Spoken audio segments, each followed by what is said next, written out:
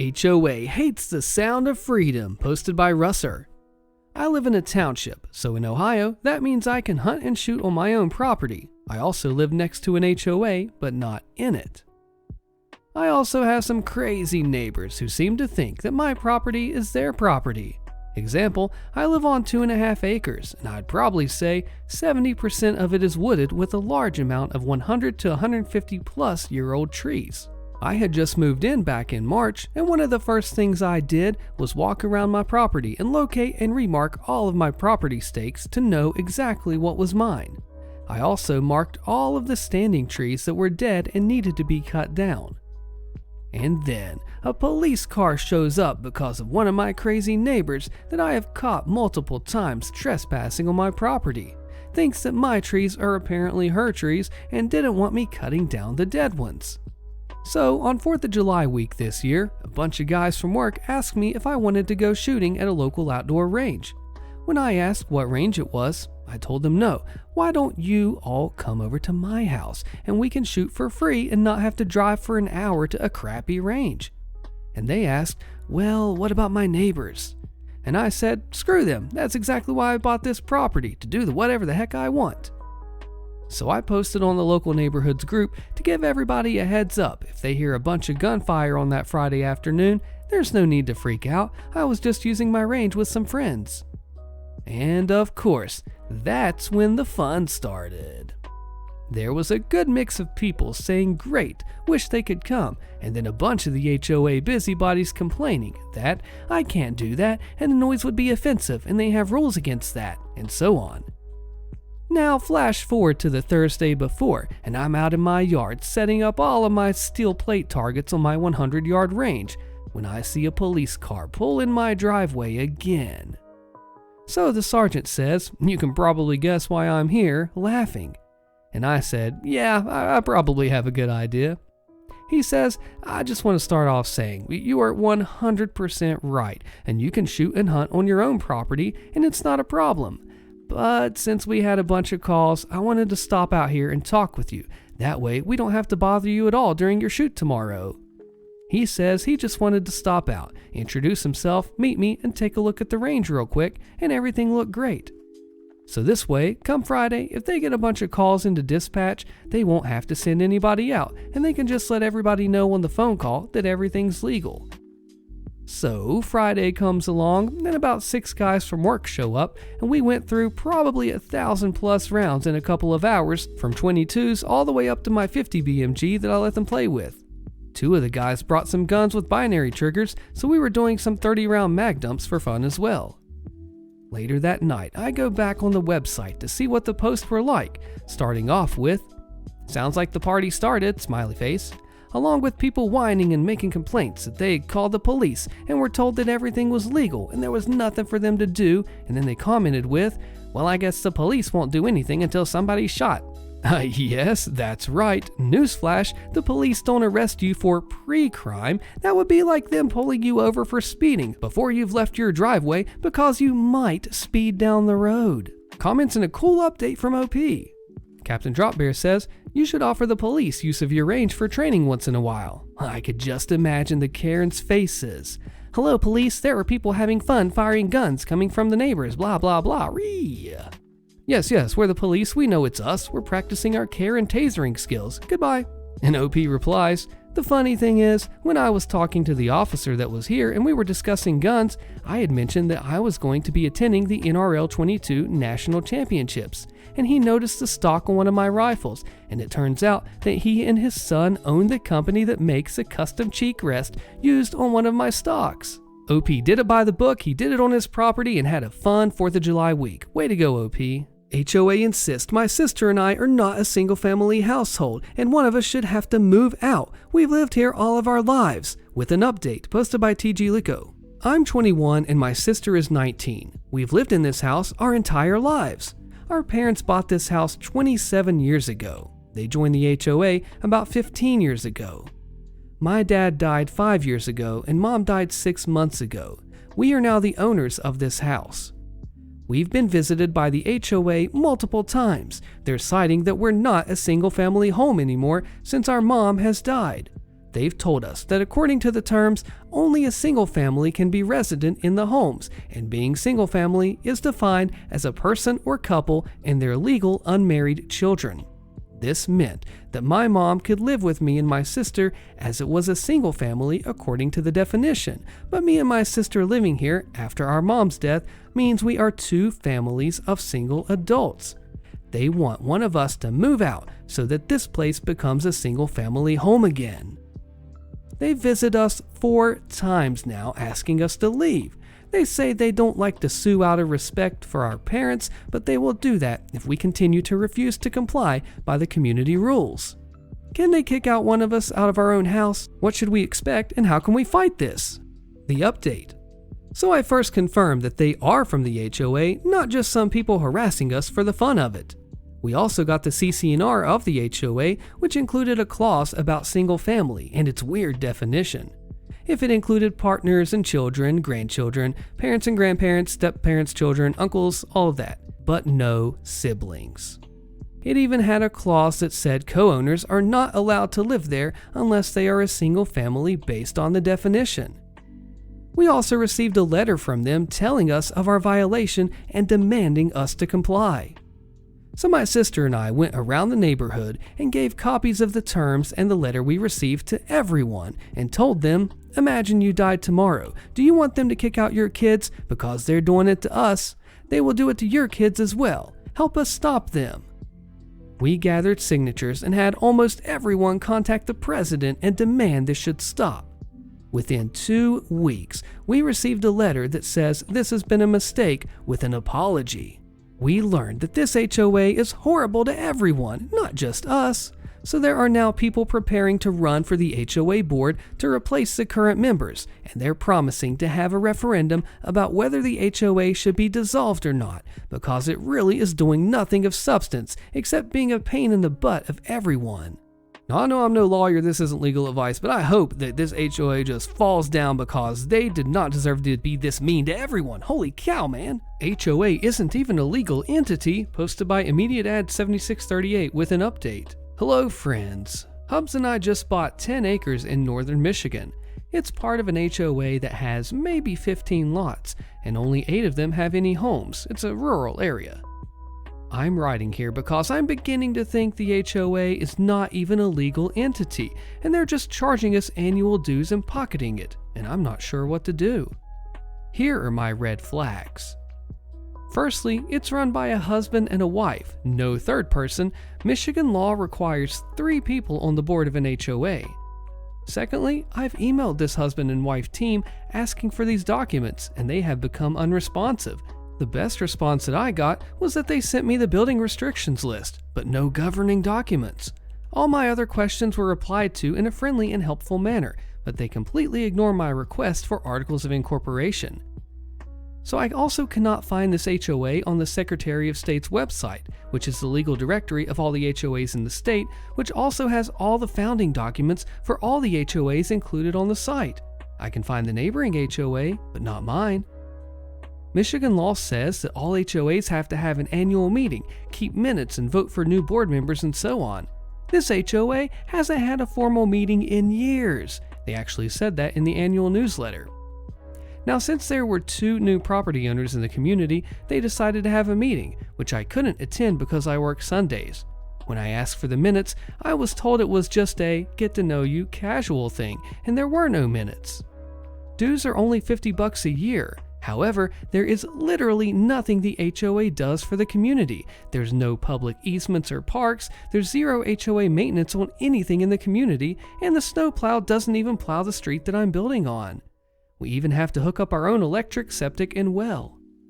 Now, there is a single official document in the library of the county, but all that it has are building restrictions like rules about fences and siding and so on.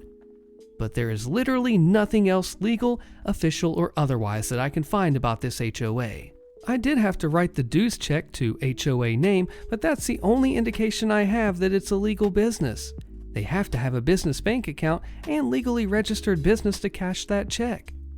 Since the husband and wife and the directors and members of the board will not respond to my request for documentation, I'm considering my next steps. Here's what I'm thinking to do. Would love thoughts and opinions.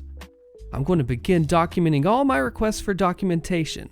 Now it's been via email, so it's already documented and considered a request in writing. Next up, I'm going to send a registered letter formally requesting this documentation. Then I'm going to file a formal complaint with the Secretary of State, which governs HOAs and handles complaints in Michigan. I'm going to get a real estate attorney to force these documents and/or to secede from the HOA due to lack of compliance with all the legal procedures. I don't like the idea of stirring the pot with this HOA, as the husband and wife are our neighbors adjoining our acreage. But A, hubby and I are hermits and don't care if people do or don't like us, and B, this husband and wife team are already becoming sour to us due to lack of response. Where does our money go? There was even a recreational easement on our deed and the HOA didn't know where it was. We paid out of our own pockets to have our surveyor find and mark the easement.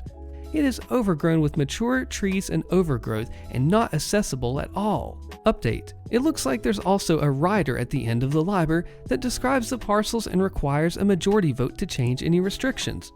It looks like it's completely legal. You've helped me tremendously. But now, I'm even more confused about where the money goes. I guess it doesn't matter since I'm legally bound and $50 a year is nothing really. Thank you so much for all your help. Even though the HOA is clearly not following Michigan HOA law as far as meetings and budgets, it's not worth the $50 a year to fight and to get everyone ticked when it's all legit on some level anyways. I wish that you could take down this HOA, OP, because it might not even be real in the first place. What would you do if you were OP? Uncle lives near an HOA, posted by BloodBunny656 with a bonus story.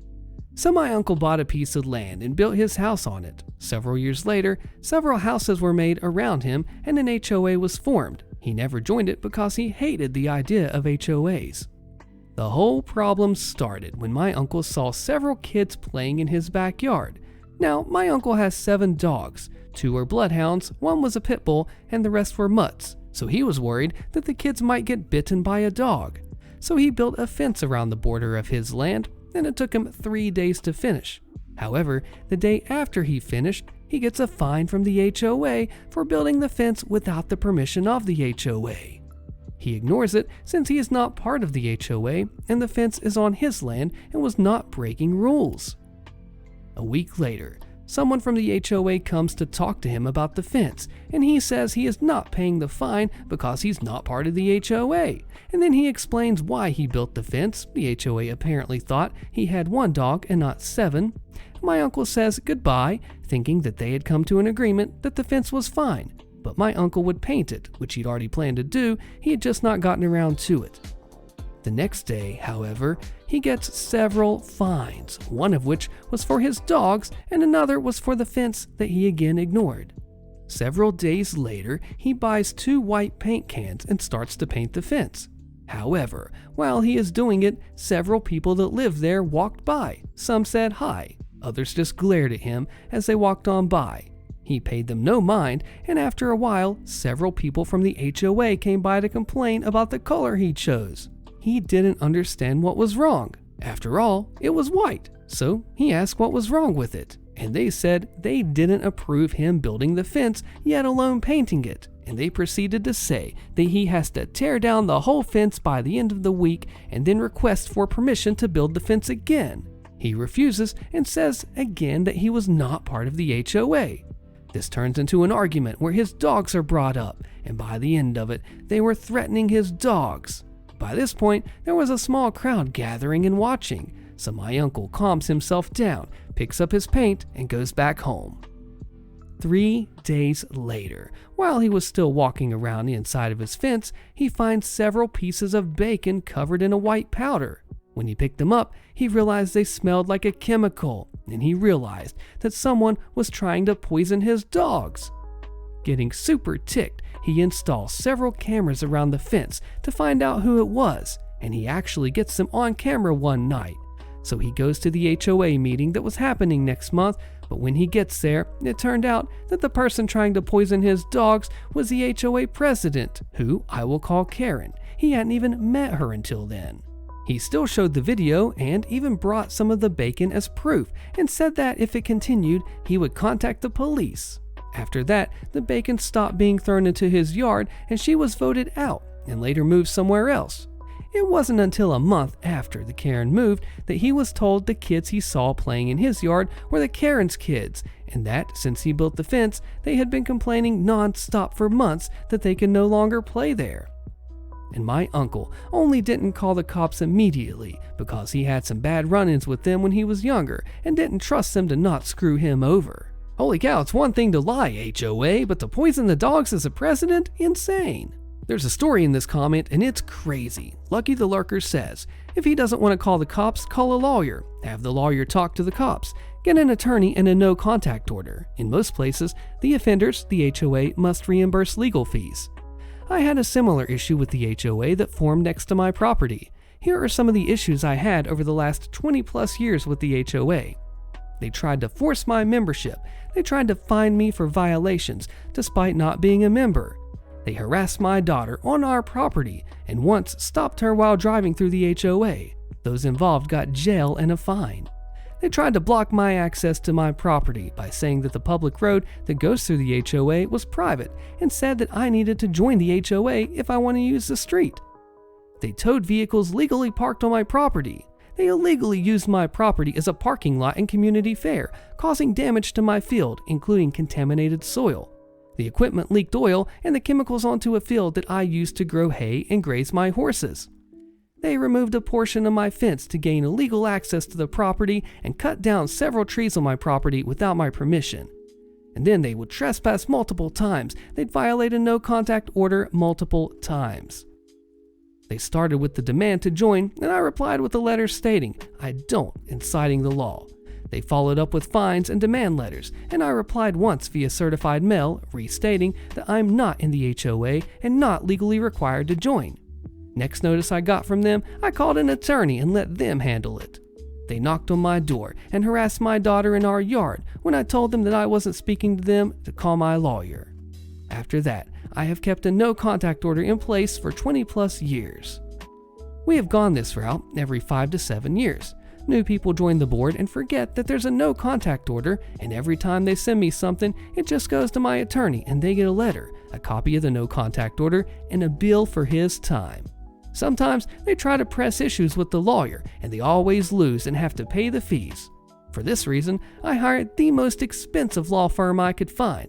Anytime they legitimately need to talk to me, paying the legal fees is worth it to not have to talk to the HOA. I haven't heard from the HOA for a few years, but I don't doubt I will again, so the no-contact order stays in place. I do get along with people in that neighborhood, despite several expensive assessments they've had to pay to cover the HOA screw-ups. I'm even friends with someone who's a board member at large, holds no office, just votes on new things. They remind new board members that they need to contact my lawyer. I am so sorry you got screwed like that, but I'm glad you got it in place to get them back when they try to get a hold of you against the rules. How to Kill an HOA, posted by FredKing1313. Okay, so here's what's up. Me and my wife have been getting harassed by a new HOA to join, as my house is the lone holdout on a beachfront strip. Short and sweet. I write this today because my friends and I have discovered the 2-step process to kill an annoying HOA. With my highly evolved ape brain, I have spent the weekend scouring the laws and the legal loopholes and have found, through a series of quantum calculations that will only make sense to me, I have found the means to kill the HOA anywhere. Step 1. Organize your community and friends at the next meeting. Have someone or yourself call for no confidence and vote to remove all HOA board members. Vote in new members. Step 2. Have a new president. Vote to overturn all standing fines, and then end meeting with a vote to dissolve the HOA entirely. Any properties owned by the HOA are to be sold to pay off any debts owed by the HOA. Record everything, and then turn a copy of the video into the governing body where you live as proof. 2 steps to much success and a happier life. Nice work, OP.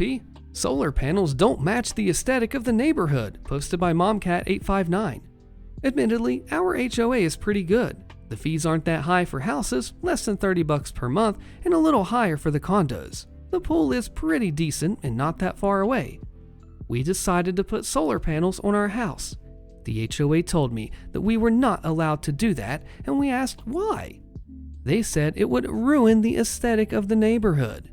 The solar panel company told us that that was illegal. They have a legal department that has to argue with HOAs all the time. It took 2 months before we finally got the okay to put the solar panels in. I just wonder, is it just a power trip for the HOAs that they have to make you jump through hoops to go a little greener? Shaking my head. That's what HOAs do. They try to prey on people who don't know the rules, but when you do, you take them down. The HOA takes over, destroys my property, but I'm not even part of the HOA, with updates. Click the video on your screen, you don't want to miss the crazy fallout of this one, and I'll see you there.